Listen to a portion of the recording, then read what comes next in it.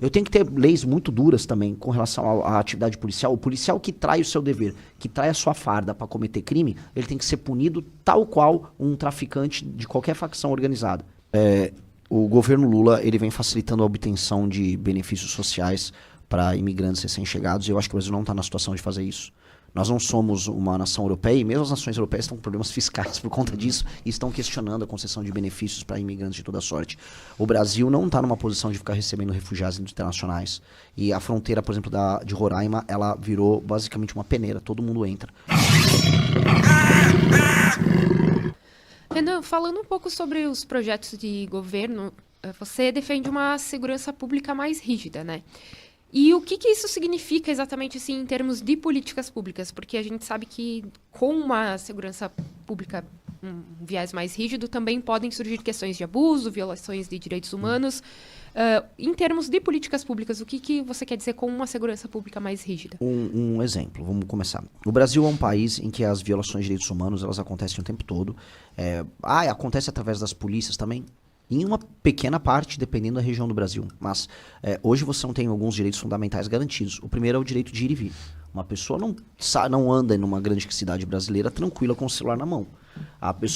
Toda a casa do brasileiro ela tem que ser murada. Todo casa do brasileiro, além de murada, tem que botar uma cerca elétrica. O carro dos brasileiros, se não pode ser blindado, e uma parte das pessoas não podem pagar, ela tem que ter pelo menos um insufilme. Tem gente na minha cidade de São Paulo que anda com o famoso celular do bandido, que além do seu celular oficial, você anda com outro que se for assaltado, você dá outro celular para ele. Mulheres têm medo de andar em vários lugares, em várias ruas à noite. Então, os direitos fundamentais nossos são mitigados no nosso dia a dia já. Então a gente já vive num país em que os direitos humanos são parciais, especialmente em regiões favelizadas em que não se quer direito de propriedade, em que isso é garantido por um grupo, a sua existência, seu direito de ir e vir, suas liberdades individuais são garantidos por um grupo semi-terrorista que são as facções. A gente está falando de mais de 23 milhões de brasileiros que vivem nessas circunstâncias. Pois bem, nós temos que fazer o básico que a experiência internacional nos mostra. Aumento de penas, mudança na lei de execuções penais, que faz com que uma pessoa que é reincidente, ela fique na cadeia e não tenha, por exemplo, uma progressão de pena. A gente tem que construir mais presídios, porque eu não quero violar o direito humano lá do cara que é preso. Eu acho que o cara que foi preso, ele tem que ficar preso. Costura uma bola, trabalha ali dentro, vai pra cela dele e só. Não acho que... tampouco o presídio tem que ser controlado por facção. Então, eu tenho que aumentar as leis penais, eu tenho que ter leis muito duras também com relação à atividade policial. O policial que trai o seu dever, que trai a sua farda para cometer crime, ele tem que ser punido tal qual um traficante de qualquer facção organizada, que é o que acontece com as milícias no Rio de Janeiro. Quem é um miliciano, no fundo, é um policial que traiu o seu dever junto à sociedade. Então, a lei e a ordem, ela serve, inclusive, e de maneira muito enfática, para o policial que eventualmente possa atrair seus deveres junto à sociedade. Porque ele tem uma posição privilegiada. Ele é o aparato do Estado utilizando o monopólio da violência. Quando ele usa o monopólio da violência para atrair as pessoas, a pena dele tem que ser muito alta. Então, a punição tem que ser alta para todos esses. Só que a questão toda nós acreditamos que a disciplina criada através da lei e da ordem, ela se torna cultura. E a cultura, depois, ela cria um ambiente de alta confiabilidade. Tem um grande líder político, para não falar assim, Renan, você está falando em termos genéricos. Tem o cara que foi talvez a maior liderança da Ásia, em termos criativos, aí nos últimos 50 anos, foi o Liu Qian, que transformou Singapura de uma vila de pescadores num dos lugares mais desenvolvidos do mundo. E ele começou com muita lei e ordem. Essa lei e ordem depois se torna autodisciplina na parte das pessoas. E isso se tornou um lugar muito bom de se viver. E nós precisamos começar assim. O Brasil é um país em que o espaço alheio não é respeitado, em que não há nenhum senso de comunidade. Então, a lei e a ordem ajudam a criar isso. Primeiro, como hábito. Você tem que ter medo, você tem que ter autodisciplina. Do tipo, aqui vocês não têm tanto esse problema. Agora, se eu estou num ônibus em São Paulo, ou se eu estou andando numa praça, vai aparecer um cara com uma caixa de som super alta, desrespeitando o espaço alheio. Vai aparecer uma pessoa que eventualmente possa te assaltar. Essa invasão do espaço do outro, ela tem que ser coibida. Não apenas através da reeducação. Ela vai ter que ser coibida também através da força. Se essa pessoa não respeita o espaço ali através dos bons hábitos, ela vai ter que respeitar através da força, através da punição. Aí uma hora isso vira hábito. Hábito vira disciplina, e disciplina vira na prática cultura. E a gente tem que criar uma cultura de convivência. Então o processo tem que ser holístico. A gente tem que criar uma cultura no Brasil, uma cultura civilizacional de respeito aos outros. Mas isso passa necessariamente por impor lei e ordem. Agora, muito se debate também no Brasil sobre a redução da maioridade penal. Como é que é visto isso dentro do teu plano? Olha, pesquisas não só no Brasil, mas fora, nos mostram o seguinte. Quem comete o crime violento?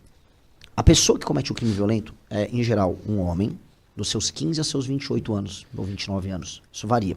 Em geral, sem a figura paterna. E, em geral, trabalhando com estímulos muito fáceis de ganhos financeiros ou de respeitabilidade e hierarquia dentro da sua comunidade. Esta pessoa tem que ser coibida em cometer o crime nessa janela. Quem é o menor de idade que comete crime no Brasil? É um garoto que é cooptado enquanto ele está no período da escola por um grupo criminoso, por uma facção, para primeiro cometer pequenos delitos fáceis. Este cara, portanto, se nós não temos uma legislação que não o pune, este cara vai continuar sendo utilizado como bucha de canhão e como mão de obra barata pelo crime. Então nós temos que reduzir a maioridade penal. Porque você acaba com esse estímulo, que é um estímulo muito simples e muito fácil. Os caras que cometem furtos e pequenos roubos de celular no Rio de Janeiro são, em grande medida, menores de idade. O material que vai depois se tornar o vapor, ou vamos dizer, a força auxiliar de combate em facções criminosas no Nordeste são menores de idade. Então, esses menores de idade só estão entrando tão fácil no crime porque o crime sabe que é fácil fazer essa cooptação e que não há muito custo nisso. Então, nós temos que coibir. Então, a redução da maioridade penal faz parte desse processo. Renan Santos, pré-candidato à presidência da República pelo Missão, agora em 2026. Você entende que a polícia brasileira é letal ou não? Eu acho a letalidade uma consequência de uma guerra que existe. Então, a polícia brasileira ela precisa ser letal quando a letalidade ela é necessária.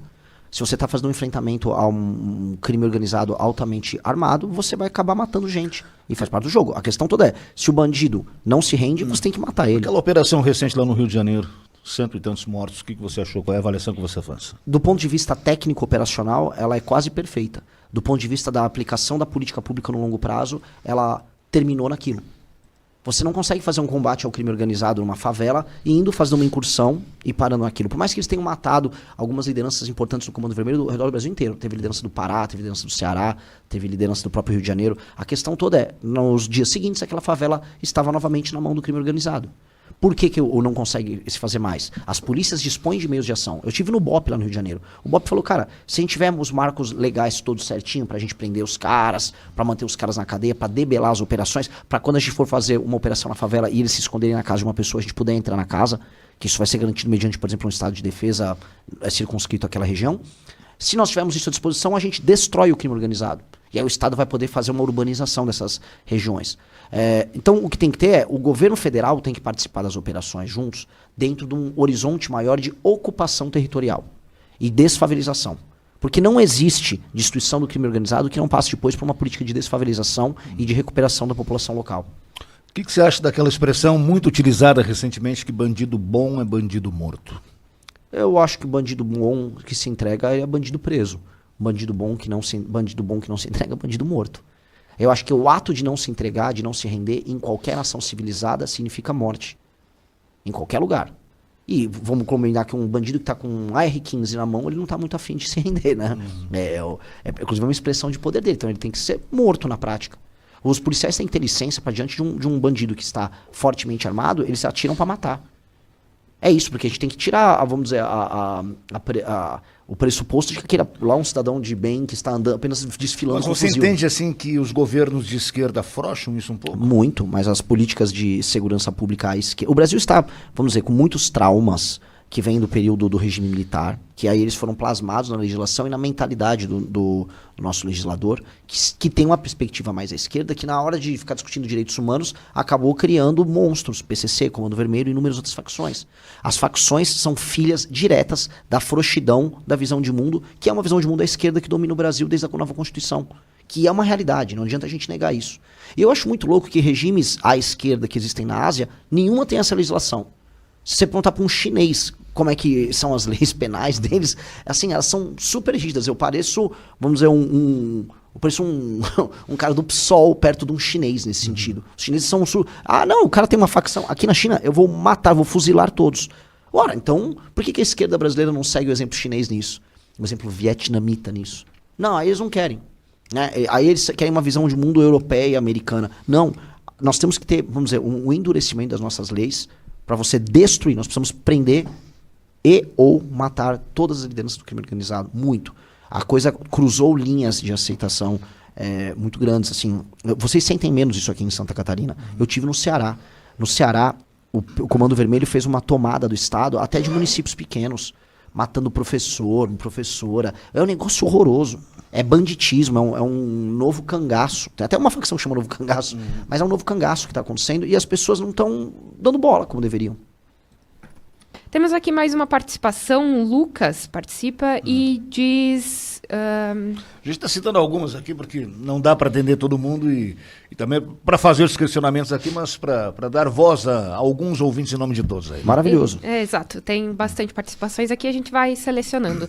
E ele faz aqui 2 questionamentos. Pergunta para o candidato se ele pretende fechar as fronteiras, pois muita imigração. Outra pergunta seria sobre a punição, qual a punição seria para o político que compra votos ou faz corrupção. E ele também questiona a respeito do fundão eleitoral. Vamos lá, sobre fronteira. O governo Lula ele vem facilitando a obtenção de benefícios sociais para imigrantes recém-chegados e eu acho que o Brasil não está na situação de fazer isso. Nós não somos uma nação europeia e mesmo as nações europeias estão com problemas fiscais por conta disso e estão questionando a concessão de benefícios para imigrantes de toda sorte. O Brasil não está numa posição de ficar recebendo refugiados internacionais. E a fronteira, por exemplo, de Roraima, ela virou basicamente uma peneira, todo mundo entra. Roraima é um estado quase venezuelano lá. E inclusive existem linhas que eles queriam para pegar os venezuelanos e tacarem para cá. Uma parte são pessoas trabalhadoras, outra parte são pessoas que querem os benefícios. Nós estamos dando esses estímulos aqui. O Brasil não tem que permitir isso. Eu fiz um vídeo ontem, gravando ali na fronteira com a Argentina. E assim, não há fronteira da nossa parte. Existe uma fronteira para a Argentina, mas para entrar aqui não tem nada. Eu, inclusive, entrei a pé filmando para mostrar assim, o Brasil não está fazendo nenhum trabalho de proteção às suas fronteiras, seja para traficante, seja para gente de movimentos sociais à esquerda. Lá no Paraná tiveram inúmeros problemas com indígenas, né, que invadiam o território brasileiro para basicamente roubar a terra de brasileiro. E pessoas que apenas querem pegar benefícios sociais no Brasil. Então, nós temos que ter um controle de fronteira muito, muito maior. O que eu vou querer receber em termos de imigrantes é quem tem grana e quem tem inteligência e quer montar uma empresa no Brasil. Quer trazer seu dinheiro, quer montar uma empresa no Brasil, é um garoto talentoso que mora na Ásia e quer montar uma startup no Brasil, vem pra cá. Eu preciso de vocês. Mas apenas abrir a fronteira por supostos motivos humanitários, isso nós não faremos. A segunda pergunta era... sobre a punição para políticos que compram votos ou praticam corrupção. Pois bem, eu vou pegar aqui o paradoxo de Alexandre de Moraes, né? Alexandre de Moraes, ele é muito amigo dos caras do Centrão e ele diz que está permanentemente defendendo a democracia.